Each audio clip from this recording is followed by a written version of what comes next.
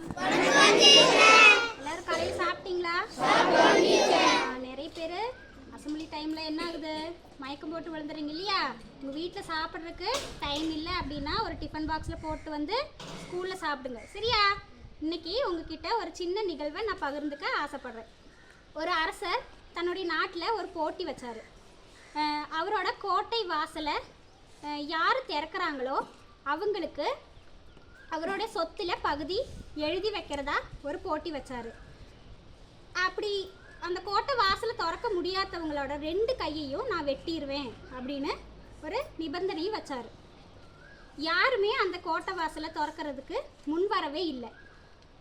ஒரே ஒரு இளைஞன் மட்டும் தன்னம்பிக்கையோட அந்த கோட்டை வாசலை தன் 2 கைகளால் திறந்தப்போ உடனே அந்த கோட்டை வாசல் திறந்துருச்சு. காரணம், அந்த கோட்டை வாசலில் தாப்பால் போடவே இல்லை. அப்போது நம்ம என்ன பண்ணணும்? ஒரு நிகழ்வு அல்லது ஒரு போட்டியோ படிப்பாகட்டும் எதாக இருந்தாலும் நமக்குன்னு ஒரு வாய்ப்பு வரும்போது தன்னம்பிக்கையோடு அதை முயற்சி செஞ்சு பார்க்கணும். முயற்சி செய்யாமல் இருக்கிறவங்க தான் தோல்வியை அதிகமாக சந்திக்கிறவங்க. நம்ம முயற்சி செஞ்சுட்டு தோல்வி அடைகிறது தோல்வி கிடையாது, அது வெற்றியின் ஒரு பாதை. சரிங்களா? நன்றி. இன்றைய நாள் இனிய நாளாக அமையட்டும்.